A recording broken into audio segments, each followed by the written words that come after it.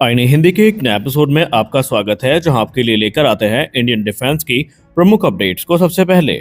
और इस वीडियो में हम पहले बात करने वाले हैं एक ऐसी रिपोर्ट के बारे में जिसने मानो एक हर्षोल्लास की लहर को फिर से जन्म दे दिया है। और ये रिपोर्ट है एडिशनल 97 तेजस मार्क 1 जेट्स के लिए साइन की गई इंजन डील को लेकर के। काफी लंबे अरसे से लोगों का ये प्रश्न होता था कि हमने 97 जेट्स को खरीद को मंजूरी तो दे दी है, लेकिन इनके लिए जो जेट इंजन है इनको लेकर एग्रीमेंट कब साइन किया जाएगा। तो इसी को लेकर हमारी ये अपडेट काफी महत्वपूर्ण है, जहां पर अब ये कंफर्म किया जा चुका है।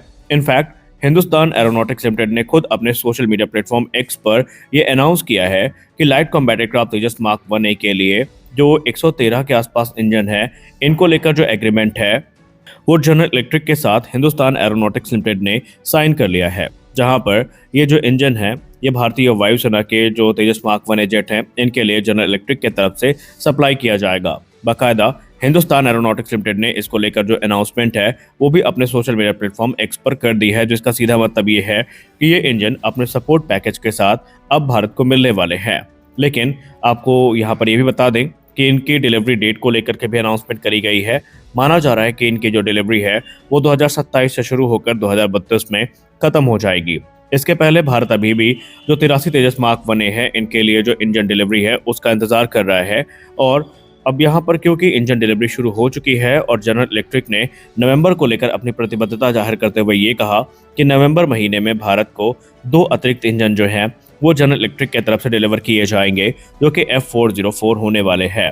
अब इससे पहले भारत ने 2021 में 83 तेजस मार्क 1A की डील को फाइनलाइज किया था, जिसके लिए हमने 36,400 करोड़ रुपए का जो कॉन्ट्रैक्ट है इसको फरवरी 2021 में साइन किया था। और इनकी डिलीवरी यूं तो 2028 तक कंप्लीट हो जानी थी, लेकिन अभी क्योंकि 2025 खत्म होने वाला है और पहला तेजस मार्क 1A भी नहीं मिला है, इसको लेकर अभी अनुमान लगाया जा रहा है कि हो सकता है कि हम डिलीवरी टाइमलाइन को स्लाइटली मिस कर दें। कंपनी ने ऑलरेडी 10 तेजस मार्क 1A को असेंबल कर लिया है और इस समय वो रिजर्व इंजन, जिसको आप कैटेगरी बी इंजन भी कहते हैं, उनके साथ टेस्ट किए जा रहे हैं। जैसे जैसे अमेरिका से हमें अतिरिक्त जनरल इलेक्ट्रिक F404 इंजन मिलने शुरू होंगे, वैसे वैसे उन नए इंजन के साथ फिट होकर के ये जो एयरक्राफ्ट है ये भारतीय वायुसेना को या हिंदुस्तान एरोनॉटिक्स लिमिटेड को फिलहाल मिलने लगेगा और एयरक्राफ्ट इंडियन एयरफोर्स को डिलीवर कर दिए जाएंगे। अब क्योंकि एचएएल ने ये कह दिया है कि सप्लाई सिचुएशन फिलहाल तो स्टेबलाइज हो रही है, जिसका मतलब ये है कि अब जो एक नियमित समय अंतराल में इंजन की डिलीवरी है ये जनरल इलेक्ट्रिक के तरफ से भारत को करी जाएगी। जनरल इलेक्ट्रिक ने नवंबर में ही अभी शुरुआत में एक स्टेटमेंट जारी करते हुए कहा था कि हम ये एक्सपेक्ट कर रहे हैं कि 5वां और 6वां इंजन भी इसी महीने भारत को डिलीवर कर दिया जाए। इंडियन एयरफोर्स काफ़ी स्ट्रेस्ड है इस समय एयरक्राफ्ट डिलीवरी को लेकर के, क्योंकि ऑलरेडी अभी तक भारतीय वायुसेना को पहला एयरक्राफ्ट भी नहीं मिला है, जिसको लेकर ये एक्सपेक्ट किया जा रहा था कि एयरफोर्स डे के दिन जो एयरक्राफ्ट है ये भारतीय वायुसेना को हैंड ओवर कर दिए जाएंगे, लेकिन ऐसा कुछ हुआ नहीं। और अभी भी हम पहले ही एयरक्राफ्ट की डिलीवरी को लेकर स्ट्रगल कर रहे हैं। वहीं एचएएल को के ऊपर भी दबाव बनता जा रहा है और एचएएल को सितंबर में एडिशनल जो 97 तेजस मार्क 1A हैं, जिनमें से 68 सिंगल सीटर और 29 ट्विन सीटर वेरिएंट हैं, इनके ऑर्डर मिले हैं। तो भी यही चाहते हैं कि जल्दी से जल्दी जो चीज़ें हैं वो पूरी हो जाएं। लेकिन इंडियन एयरफोर्स के सीनियर ऑफिशियल ने यह भी कहा कि अभी भी बहुत सारे ट्रायल्स जो हैं हथियारों के वो पेंडिंग में है, जिसके चलते जो अभी तेजस की डिलीवरी है वो नहीं हो पा रही है। और उसमें उन्होंने हिंदुस्तान एरोनॉटिक्स लिमिटेड के प्रति जो रोष है वो व्यक्त किया है। उन्होंने कहा कि चीज़ें काफ़ी स्लो चल रही हैं, जिसका खामियाजा भारतीय वायुसेना को भविष्य में भुगतना पड़ सकता है। लेकिन जो कुछ भी हो, हम यही आशा करेंगे कि अब चीज़ें सामान्य हो जाएं और इंडियन एयरफोर्स को जिस चीज़ की काफ़ी दरकार है वो चीज़ उन्हें कम से कम समय में मिल जाए, और वो है फाइटर जेट। अगली रिपोर्ट बात करने वाले हैं हम deck based multi role helicopter और Indian multi role helicopter programme को लेकर आई एक रिपोर्ट से। हिंदुस्तान एरोनॉटिक्स लिमिटेड के सीनियर ऑफिशियल ने मीडिया से बात करते हुए ये कहा कि इस समय हिंदुस्तान एरोनॉटिक्स लिमिटेड अपना जो मीडियम वेट हेलीकॉप्टर है, जिसको आप IMRH और DBMRH के नाम से जानेंगे, इस पर अपने कदम बढ़ा रही है। कंपनी के सीनियर ऑफिशियल ने यह कहा कि उनका उद्देश्य यही है कि वो मार्च 2026 तक IMRH प्रोग्राम के लिए कैबिनेट कमेटी ऑन सिक्योरिटी का जो क्लियरेंस है उसको प्राप्त कर ले। उन्होंने ये कहा कि इस समय कंपनी अपने इंटरनल रिसोर्सेज का इस्तेमाल इंडियन मल्टी रोल हेलीकॉप्टर और deck based multi role helicopter, जो कि क्रमशः भारतीय नौसेना का प्रोजेक्ट है, इसमें वर्क कर रही है। और कोशिश यही की जा रही है कि इस प्रोग्राम को जल्दी से जल्दी जो CCS नॉड है ये मिल सके, जिसके बाद ऑफिशियली युद्ध स्तर पर इस प्रोग्राम को आगे बढ़ाया जा सके। हिंदुस्तान एरोनॉटिक्स लिमिटेड की कमिटमेंट काफ़ी क्लियर है। वो इस क्षेत्र में भी इस आत्मनिर्भरता का समर्थन करते हैं और भारत को एक इंडिजिनस मल्टी रोल हेलीकॉप्टर जो है मीडियम वेट कैटेगरी का वो देना चाहते हैं।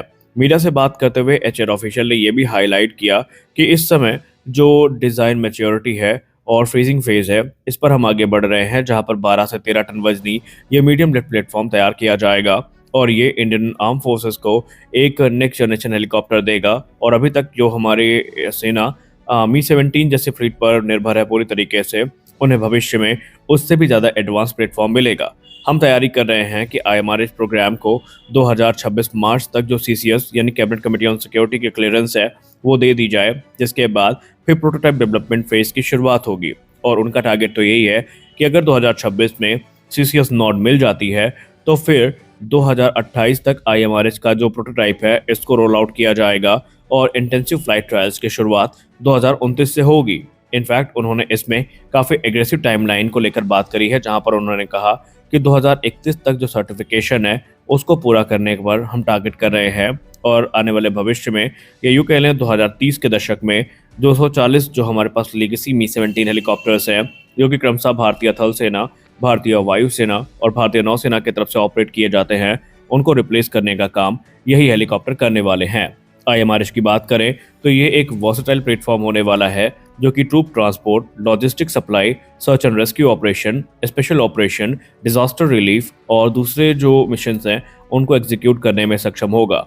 इसकी पेलोड कैपेसिटी की बात करें तो ये 5 टन तक का जो इंटरनल पेलोड है उसको कैरी कर सकता है और इसकी जो रेंज है वो 800 किलोमीटर तक एक्सटेंड की जा सकती है। इसमें एडवांस एवियोनिक्स का इस्तेमाल किया जाएगा, एडवांस ग्लास कॉकपिट हमें देखने को मिलेगा, fly by wire control system देखने को मिलेंगे और अनमैन सिस्टम का इंटीग्रेशन भी हमें होता दिखाई पड़ेगा। इसको इंडो फ्रेंच अरावली इंजन से पावर किया जाएगा, जो कि एक टर्बोशैफ्ट इंजन है और इसे हम सैफरान के साथ मिलकर बना रहे हैं। उन्होंने ये भी कहा कि ये हेलीकॉप्टर एक all weather operational capability offer करेगा, फिर चाहे मौसम कैसा भी हो, दिन हो या रात हो, ये हेलीकॉप्टर आराम से भारतीय सेना की सारी रिक्वायरमेंट को पूरा करने में सक्षम होगा और इसको हिमालय जैसी जो डाइवर्स टेरेन है वहां से भी ऑपरेट किया जा सकता है। हालांकि कुछ समय पहले रिपोर्ट ये भी सामने आई थी कि भविष्य में इसका जो एक अटैक वेरिएंट है वो हमें देखने को मिलेगा, लेकिन उससे अभी एचएएल ने पल्ला झाड़ लिया है। उसी तरह अगर हम डीबीएमआरएच की बात करें तो ये भारतीय नौसेना को ध्यान में रखकर बनाया जा रहा है, जहां पर इसमें फोल्डिंग रोटर्स हमें देखने को मिलेंगे, कोरोजन रेजिस्टेंस मटेरियल्स देखने को मिलेंगे, ऑटोमेटिक ब्लेड फोल्डिंग सिस्टम देखने को मिलेगा, रीइंफोर्स्ड लैंडिंग गियर्स देखने को मिलेंगे, जो कि डेक ऑपरेशंस के लिए काफ़ी महत्वपूर्ण माने जाते हैं और ये एंटी सबमरीन वॉरफेयर को भी इनेबल करेगा, सरफेस स्ट्राइक करने में भी सक्षम होगा और यूटिलिटी रोल्स में तो ये यूज़ किए ही जाएंगे। तो इस वीडियो में बस इतना ही। आशा करते हैं ये वीडियो आपको अच्छी लगी होगी। वीडियो अच्छी लगी तो वीडियो को लाइक करिए, नए हैं तो चैनल को सब्सक्राइब करिए। मिलते हैं अगले वीडियो में, तब तक के लिए जय हिंद।